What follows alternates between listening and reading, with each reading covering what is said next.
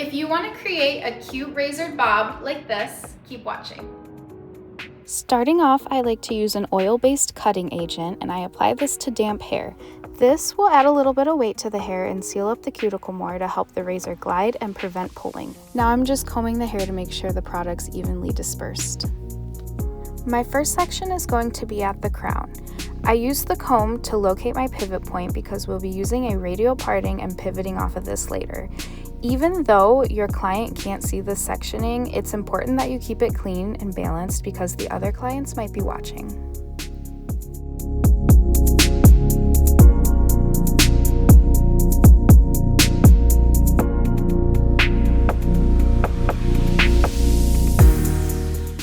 This next section is pretty easy. We'll just be sectioning down the center back of the head.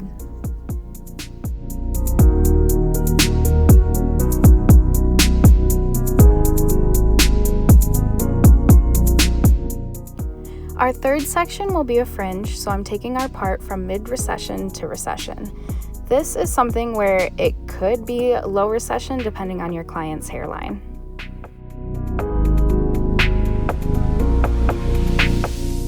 Finishing off, we're going to break up this side section by taking a slight diagonal back behind the ear.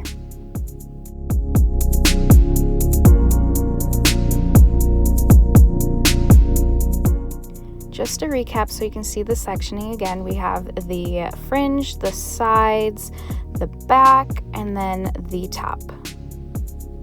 I definitely recommend replacing your blade before you start your cut.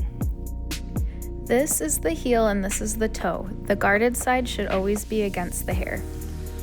I'm going to be starting in the back, so I'm taking my first subsection and making sure my client's head is tilted down. When using the blade, a lower tension and a light pressure works best for these soft looks. Each short sweep is one motion, averaging at 1 to 2 inches total. I forgot to mention earlier, I chose to use the blade for this cut because it creates line, removes weight, and softens all at the same time. The guard filters out the hair, so you're only cutting 20 to 30% of it. That's why sometimes it takes a couple sweeps to get all the hair off.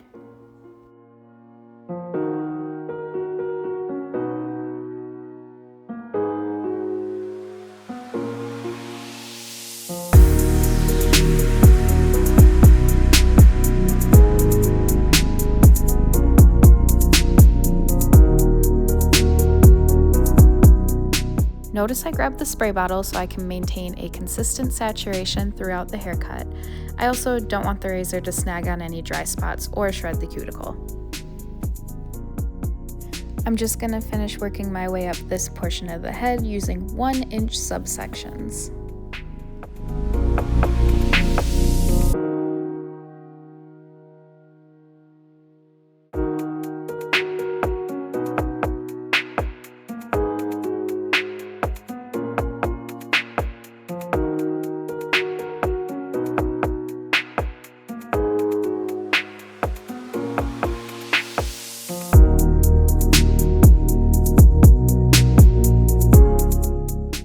Before moving on from the back, I just want to check the weight and the movement. I decided I wanted to add a little bit more, so I'm going to be using the penning technique. When doing this technique, I'm just lightly touching the toe of the blade and running it parallel to the hair strand. Make sure you don't go above the natural bend of the hair. If you do, you might get some weird pieces sticking up doing crazy things.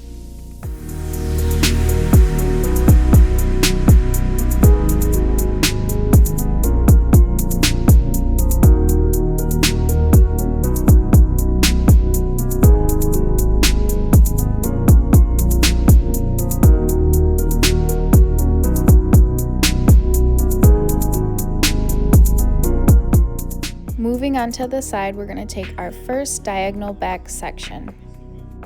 Since this section will blend the fringe, we'll be combing the hair T to the parting. Our subsections will be brought forward to a stationary guide. We're going to keep our fingers at 45 through this whole area.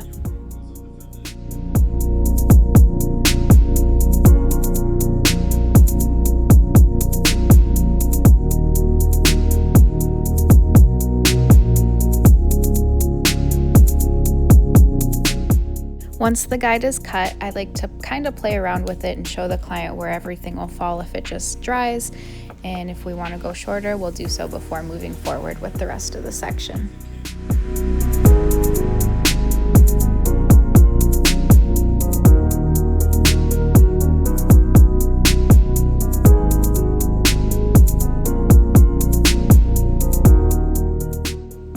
Now I'm going through and using the same penning technique in this area just to kind of create a little bit more movement and take out a little bit more bulk.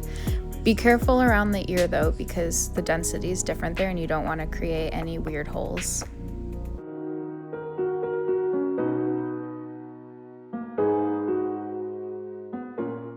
Both myself and the mannequin are happy with the results, so we will be repeating on the other side and then moving to the top. For the fringe, I'm going to start with sectioning out the hairline.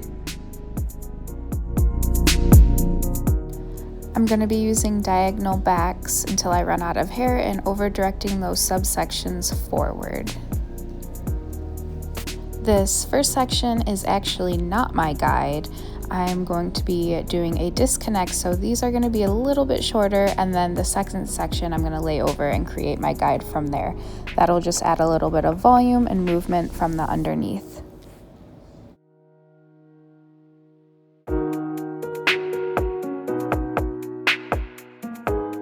You can see this section, I'm setting up my new guide, and it is slightly longer than what I had previously cut. This is actually a technique I use quite often just to get like a thicker fringe, but still very piecey with a lot of movement.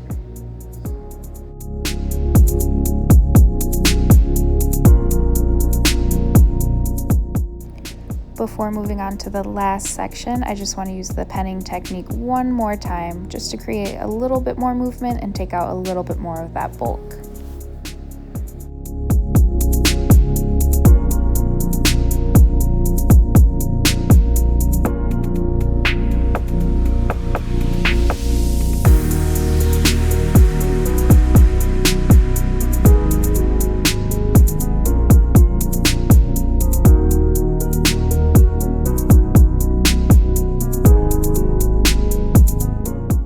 Remember in the beginning of the cut, we found that point of origin in the crown area? This is where we're going to start our guide. When removing hair in this section, my goal is to keep the hair going from short to long, so I'm keeping my hands palm to palm and pulling towards me while I'm cutting. As I pivot around the head, I like to take 30% of my old guide and 70% of my new guide. I'm just going to continue doing this until I make it all the way around and run out of hair. This is the finished look. I chose to style it with like her little edges flared out, but we have the disconnected piecey fringe. We have the weight taken out of the back and it kind of just collapses. And yeah, she can wear it out and about. This is just me deciding to do a little bit of dry detailing for her.